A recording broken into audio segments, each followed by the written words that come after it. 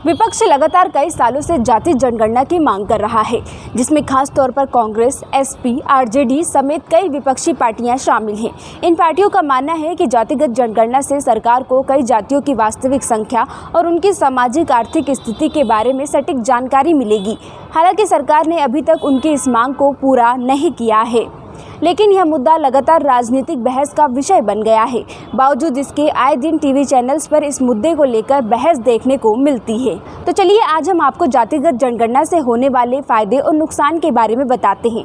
सबसे पहला फायदा ये होगा कि इससे सटीक आंकड़े सामने आएंगे, जिससे सरकार को सटीक नीतियां बनाने में मदद मिलेगी। दूसरा, आरक्षण यानी कि जातिगत जनगणना से कमजोर और वंचित जातियों को उनके अधिकारों और सुविधाओं के लिए लड़ने में मदद मिलेगी। तीसरा ये कि जातिगत जनगणना से विकास की योजनाएं बनाने में मदद मिलेगी, क्योंकि सरकार आंकड़ों के आधार पर ही लाभकारी योजनाएं बनाएगी। चलिए नुकसान के बारे में भी जान लेते हैं। पहला नुकसान ये होगा कि जातिगत जनगणना से जातिगत टकराव और भेदभाव की स्थिति बढ़ सकती है। दूसरा ये कि व्यक्तिगत जानकारी को सार्वजनिक करने से गोपनीयता की चिंता हो सकती है। जातिगत राजनीति को बढ़ावा मिल सकता है। तीसरा ये कि सरकार पर आर्थिक बोझ बढ़ सकता है, क्योंकि जातिगत जनगणना के लिए बड़े पैमाने पर डेटा इकट्ठा करना पड़ता है। हालांकि जातिगत जनगणना के फायदे और नुकसान अलग अलग व्यक्तियों के लिए अलग अलग साबित हो सकते हैं।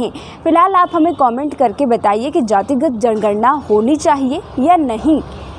बने रहें एनीवेयर न्यूज के साथ। नमस्कार।